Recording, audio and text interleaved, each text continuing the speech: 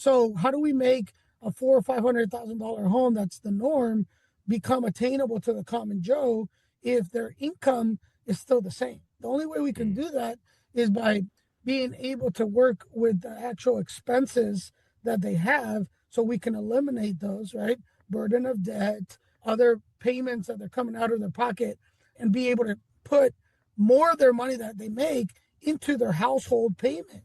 So what we did was we set up this program that I developed called eye level to high level, where we could take, in essence, like most people, for example, when they go to save money for a house, they put X amount of money in a savings account. They start saving for the down payment and maybe some reserve. If we were to take the same concept, but instead of putting it in a bank, we put it into an income producing investment that could, in essence,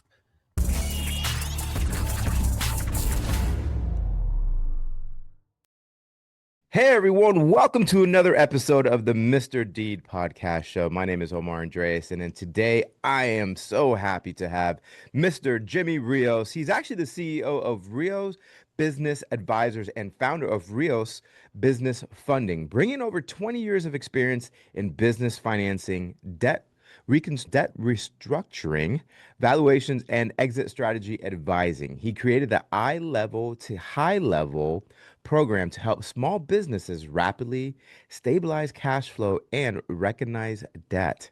Jimmy is also the author of a business credit guide and has built a 7,000 member online audience focused on practical business growth and funding education. Jimmy, thank you so much for being on the show today. We really appreciate that. Thank you, Omar. Appreciate it. All right, It's a so let's pleasure to be on. Absolutely, man. Thanks. So let's go ahead and dive into this. So, what made you choose this career path? I don't know. I mean, I think this career path chose me because I was one of those kids at Arizona State University that didn't know what he wanted to do. And I was on a 7-year college plan, right? Every year it seemed like I was chasing a different career choice or major, and came across a opportunity to be a branch manager trainee for a local consumer finance company. And I just thought that sounds pretty cool. Maybe I can go through the ranks and move myself up into management while I was going to school. And that's what happened. In a span of a couple of years, I became a manager for a company that ended up being bought out by Citigroup. That was a City Financial. And I learned a lot in the corporate side, and then decided, hey, there's got to be a better way to take care of the people that I was working with, because I was very much in a box in what I could or couldn't do in corporate. And me being restless and the way that I am, I said, I'm going to start my own business and I'm going to try to help my people. And when I say it that way is because probably 95% of my clients were Latino, Hispanic, and many of them were lacking resources in the form of financial literacy education, and they could afford to get the things they wanted. They just didn't know how to go about doing it. And I felt there was a big void in the marketplace for that. So I started at the time JLA Property Management, which became Rios Financial Group. And then ultimately over the 20 years, developed the different verticals that we have now with Rios Business Advisors and Next Level Credit and Rios Business Funding.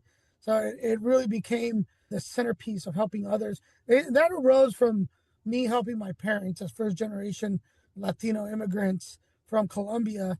When we were at that stage in probably our teens where we could really take on a heavier role in helping them out, I was the one making the calls to the insurance companies and doing the taxes and getting things done for them. So I felt I saw other people that were like my parents, and I said, nobody's helping them. Now, obviously, this was in the time before Google and ChatGPT and all the resources that we have to our disposal now. Back then, if somebody said to you, hey, come back in 6 months when your credit is better, it happens now. How do you go about doing it? Even with the resources that we have now, it's not the best guide to help you get to the next level. And that's why I named my company Next Level Credit and Rios Business Advisors, because you needed advisement in areas of credit and being able to scale into the next level or echelon of life. And not a lot of places, loan officers weren't doing it. They would just tell you, hey, check a box here. And unfortunately, we can't help you right now. And I didn't like that. And I thought the only way we're going to make a change is making the change, doing it ourselves. Love that, man. That's a very powerful story. I love that. Saying that, right now, what I'm seeing is a lot of challenges out there when it comes to not only the home buyer, but the homeowner as well. Can you expand maybe on some things right now that your company and that out of the box thinking that you're helping with current homeowners right now to Yeah. kind of get them through that hump?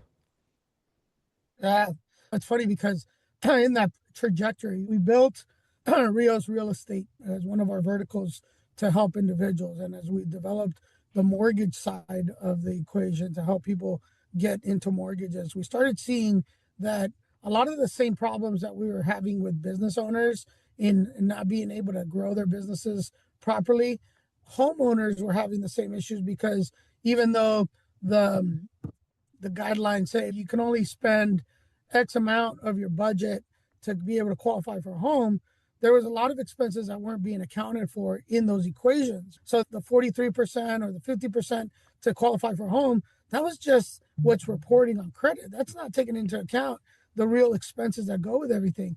So I thought to myself, if we were able to, people talk about affordable housing, what is it and what it's not. And the reality is that we cannot take a $500,000 home right now and turn it into a $180,000 or $200,000 home because that's what was affordable back in my day, but that's not realistic in today's fashion. So how do we make a $400,000 or $500,000 home that's the norm become attainable to the common Joe if their income is still the same? The only way we can Mm, do that is by being able to work with the actual expenses that they have so we can eliminate those, right? Burden of debt, other payments that they're coming out of their pocket, and be able to put more of their money that they make into their household payment. So what we did was we set up this program that I developed called eye level to high level, where we could take, in essence, like most people, for example, when they go to save money for a house, they put X amount of money in a savings account. They start saving for the down payment and maybe some reserve. If we were to take the same concept, but instead of putting it in a bank, we put it into an income producing investment that could, in essence, 3, 5, 10x your money over 3 to 6 months, what could that do for you? Right now, instead of coming to the table with 20,000 as a down payment, now we could come to the table with say 100 or 150,000 plus the money to buy down the rate and be able to get the payment that you need that is affordable, right? So now we're thinking differently. Or we could use that money, pay off all the debt, pay off all your insurance for a whole year. That way you're liberating the monies from your income to be able to focus on that 3, 4, $500,000 house and not be tied. A lot of people will get into a house with zero down or FHA, but they're tied. And then when something like a pandemic happens, the first thing they lose is their house because they're not properly structured. So I looked at this in such a bigger way because I knew that the actual output in a household is more than what we see on credit. So I love that, the eye level to high level. So when you say income producing investments, give us an example. Yeah, and so what we do. We have an AI algorithmic trading platform, right? And hedge funds use this all the time, right? But hedge funds, you can't go to your local, bank on the corner and say, I want to open a hedge fund. It's not attainable for the common Joe, what we call the people at the eye level, right? When you start working in the echelons of hedge funds, they're working with all kinds of alternative investment groups and platforms to make money, right? It's not your traditional IRA or stocks or none of that, right? It goes on contracts for differences, options, all kinds of different elaborate things, right? So if we were able to put it together for the common Joe, and insure or securitize the money so that their money's protected, but at the same time work with our margin so we can make bigger investments and do bigger things with that money and have that money compound on a daily basis over 20 days and a month. What could that return look like for a common Joe? So if somebody came in with 10,000 is not a lot of money. It's not going to get you very far, even in the crypto space. But if I'm using margin inside of a conglomerate, now we're able to go a lot further and purchase 100,000 contracts instead of one, right? Now we're able to do a lot more. And if my compounding platform is doing even 1% per day, right? You're talking about 20% per month over 12 months. What does that equate? It can become extremely huge, right? When I say 1%, that's very conservative, right? It can be much more than that.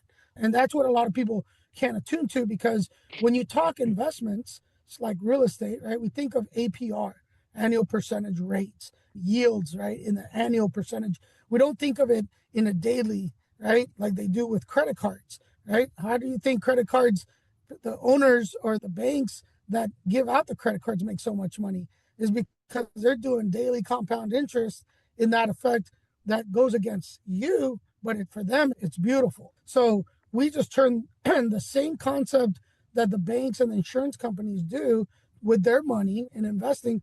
We did the same for the common Joe. And we said we can play in that game, in that field as well. We're just going to set it up so that they don't have to do all the heavy lifting, because you can't leave something like this to the common Joe. It's like the closest you can think of is maybe a Robinhood, where you swipe to the right or swipe to the left and sell, but it's not educated. Many people don't know what they're really getting into, and it's very volatile. And so for many, yeah, it's attainable to go that route, but over the long haul, it's not achievable to get the gains that you need.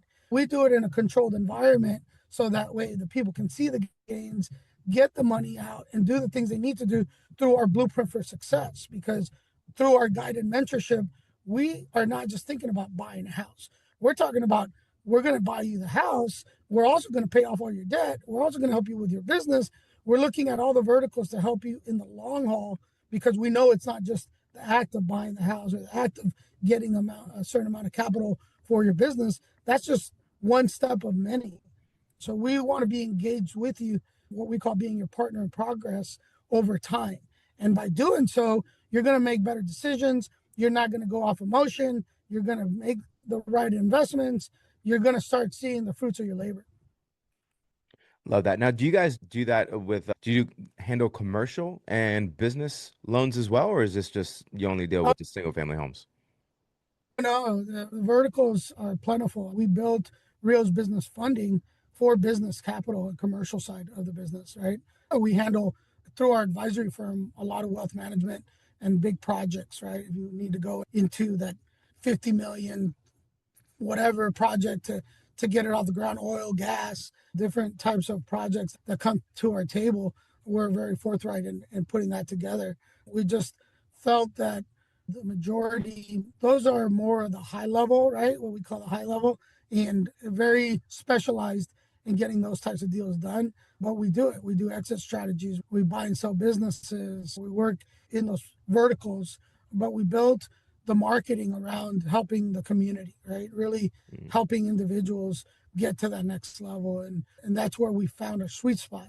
For everything else, we have experts in those fields. So if somebody comes to me and says, I'm looking at building a development in a city and I need help purchasing X amount of land and developing the city, so to speak, we can help in that as well. Okay. So a couple more questions. We talked about something that you that mentioned in the notes. So we're talking about what exactly is non-recourse funding? That's a great question. So the best way to make an analogy out of it is when you go to buy a car and you get funding for a car, the recourse that the banks have on your vehicle is the vehicle, right? If you don't pay your car payment, then that is the recourse that they have, is taking your car. If you have non-recourse funding can come in the form of different ways to get funding that doesn't involve collateral. It could be in the form of grants, it can be in the form of profits, it can be in the form of different loans that don't require a collateralization or securitization. That's very huge because, for example, one of the programs that we have is we built corporations that are aged over 4 years, and we built them to be fundable. What that means is that these corporations have everything in their disposal that when we go to procure funds for that corporation, we can get funding in the forms of lines of credit with very little interest or 0% interest with non-recourse. There's nothing tied to that money, right? So I can then take that corporation, sell it to this real estate company that's looking to build or do things, and they can borrow from themselves off those lines of credit. So now you have the ability to get 500,000 or more in lines of credit that are under a corporation that I bought. And by me buying that, I get a tax write off on the purchase. But now I have a funding or a lending entity that I own. I can set the notes and send and build my own portfolio of businesses or real estate and use my own money to be able to do it. I do it with life insurance. We're licensed life insurance agents as well. So we can use life insurance and work that angle in non-recourse funding. And there's a lot of different ways that we go about using those verticals to be able to supplant monies for businesses, especially in real estate. That's amazing. Yeah, you know what? It's something doing some research on it. I'm like, never even heard of this. And I love how you expanded on it. That right there can really change the aspect of business. And especially when you're trying to compare it to traditional loans, right? There's just, you can't really Well, compare it. well, Or Omar, can you you? think about it. We live in a box. We live in a Mm, box of this is how the way it has to be. And I always said, let's think outside the box. Let's break this box down because if I'm looking at hard money as my only source, even with hard money, you need X amount down, right? To be able to get into a property. So, what if I could supplant through my structures that I put together the hard money and the down payment, right? What if I could supplant that? Because if I come in with 20, 30% of my own money and we're doing maybe a DSCR type of loan, we can go all over the place now. It opens up a lot of doors in financing, but many people don't know how to move the needle in those areas. They only think one way because that's all they know. It's not their fault. That's the only way. If you go to your lender and they say, we can't do it because you don't have this or this, that's traditional mindset, right? So we mm. start breaking it up and saying, tell me what I do need. You're going to need this and this. Okay, let's go and get it. Let's go and figure it out. So that's how my mind thought. I was an underwriter for many years, and I was thinking, they say if you know the rules of the game, you're going to win. So all I did was reverse engineer everything that we know. And I said, if Freddie and Fannie say this, what about Jimmy? What can Jimmy do? It sounds contrite, almost comical, but that's the way I had to undertake the challenge. And I got, let me tell you, on the surface, people look at my research, Google, eye level, high level, and they'll see me talking about this, and they'll see my YouTube and they think, man, that's amazing. But they don't realize that this was 25 years in the trenches, in the lab, trying to figure this out and having a lot of my own deals blow up. And I had to figure things out on my own to try to get these real estate deals done. And so it took a lot of work and a lot of no's because when I would go to hedge fund managers, they would laugh at me. They would say, that's too small for us. Your portfolio is too small. We can't work with you. You're not accredited. You need 250,000 in your bank account minimum liquid, right? All these doors were closing in. But all I needed was one yes. Once I got the yes, and let's try it, let's try a pilot, let's see if it works. And we grew 660% inside of 6 months. Then people started taking note. Now we started talking to the big wigs that said we were too small, wanting to see how can this work in this little pilot? Can we do it here? Now they're asking questions. And that's where the roles get reversed because now we're nationwide. We just opened in Medellin, Colombia, because we have a group on Facebook called Gringo Paisa that has 26,000 expats that are looking to purchase real estate in Colombia for more reasons than just money, right? The economies of scale, but because it's a beautiful country to go retire, right? Your money goes a long way, but they don't have the infrastructure monetarily the way they do in the US to do 30-year mortgages, right?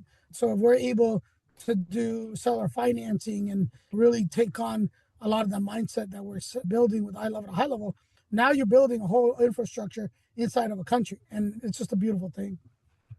So let me ask two more questions. Last, when it comes to eye level to high level, can any one of our listeners or myself, anybody just say, yeah, I want to invest with you? Or is no, Mark, yeah, you can invest with us, but you also have to make sure that you use our mortgage company or whatever it is to see it Yeah, through. no, yeah, in economies of scale, we're always going to offer you the what's going to give you the most bang for your buck, right? And then and that's why with especially with mortgage companies, title companies, you'll see the affiliated business arrangement disclosures because they have partnerships that's going to not only help the client but help it helps us get more margin in doing what we do, and we can parlay that to our clients. So we offer that as an option, but by no means do we pigeonhole them and saying you can only work with us if you use our companies, right? We want you to have as much free reign to the markets as possible. If you have a way to get the money cheaper and better and it's going to benefit you the most, that's fine because the program doesn't dictate that you can't come in with your own money in however you want to bring it, right? So we can parlay that and do it ourselves and help you. We're going to charge a fee for that, right?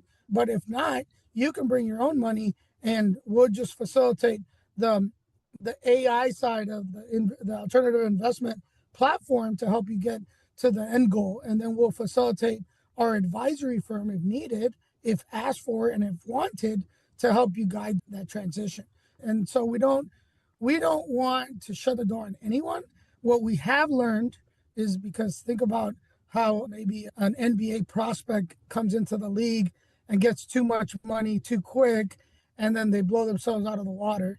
What we've learned is if you start 10xing people's money and you give them the ability to withdraw that, they can blow themselves out of the water just as fast, especially if they're not accredited investors and they don't have the Mm. knowledge. Why do you think some lenders that do portfolio lending or investment lending for real estate want to see a history of you having done this before? Because if you don't, you could blow yourself up.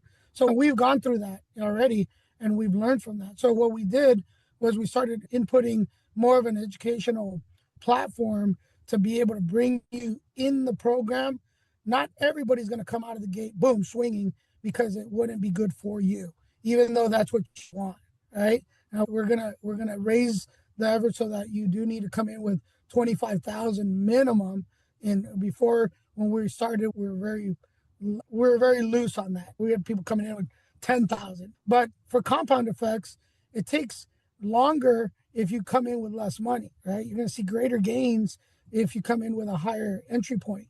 And we can help you get to a higher entry point with the controls that we do, then it's going to just benefit you more, right? Maybe being in the program or getting in the program 3 to 6 months after starting our tutelage is going to be better than just throwing you in there with 25,000. Because if I can get you in there with 50 or 100,000, you're going to make way more over the time. So we've reeled it back a little bit to make it better for everyone, to not put people in a worse position if they're not educated on credit and they're really in disarray and they're trying to use this as a piggy bank.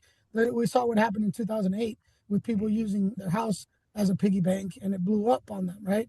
This could do the same for somebody if not handled properly because who's to say that you're not going to just X out of the program and then go to Vegas and blow it all on red? If you don't have, I can't control what you do with your money. So I don't want to be the first thing they're going to say is Jimmy didn't do this or Jimmy didn't do that. And they're going to blame me for your actions. And that's unfortunate, but it happens. And I've learned enough in my time to fortify myself in protecting something. Love that, man. I love that. Last question. All right. So, if you could just leave one deed behind, one action, mindset, or even a lesson for any of our listeners right now listening today, what would that be? Don't hold back. Don't let fear overtake you. If you want to do something, go out and do it. I failed many times, and I think some of the biggest lessons I learned was in the failure, right? Nobody likes to lose, but I've taught my children that if you sit behind waiting, time is of the essence and it will take over. And when you least expect it, you're 40, 50 years old, and you're going to be like, why didn't I do it? Why didn't I take the chance and go for it? Listen, we're not born with a book that teaches you everything. You need to jump in and really quit thinking the what ifs. The what ifs can happen. I can walk out the door, and what if I get run over? Hey, that could happen, but am I going to think that way the rest of my life? No. I'm going to go out and I'm going to do the best that I can for that day because that's all I have. So let's quit living in fear, right? And let's start doing. Let's start putting things in action. And you'll start seeing that the compound effect of that mindset is going to take over and you're going to start achieving more. Love that, man. That's very powerful. Jimmy, it was absolutely amazing having you on the show. Just to let you know, I went ahead and I followed you on all your socials. I just Yes, subscribed. I also subscribed to your YouTube channel as well. Hopefully yes, you do the same. Subscribe to ours. I But will. Yes. man, it was amazing having you on. And I think the biggest thing that really caught my that you said something. It's just the recourse funding. That right Yeah, there is very powerful. So I'm going to do some more research on that. But I let's do it, appreciate man. you educating us on all these different on these Jimmyisms of what Jimmy would do. So I love that. I absolutely love I that. love it. Jimmyism. Definitely. Guys, listen, I just want to thank everyone so much for listening to our podcast. Listen, actions build empires. Stay focused, stay hungry, and sometimes you just got to give life a little bit of whammo. I'm Omar Andreasen, Yeah. also known as Mr. D. Thank you so much for tuning in. Have a great day. Thank you. If this episode helped you understand real estate better, the next one takes it even further, covering everything from investing strategies to honest agent insights. Learn how to make smarter real estate decisions, whether you're a seasoned investor or just starting out. Click the video on screen to keep watching.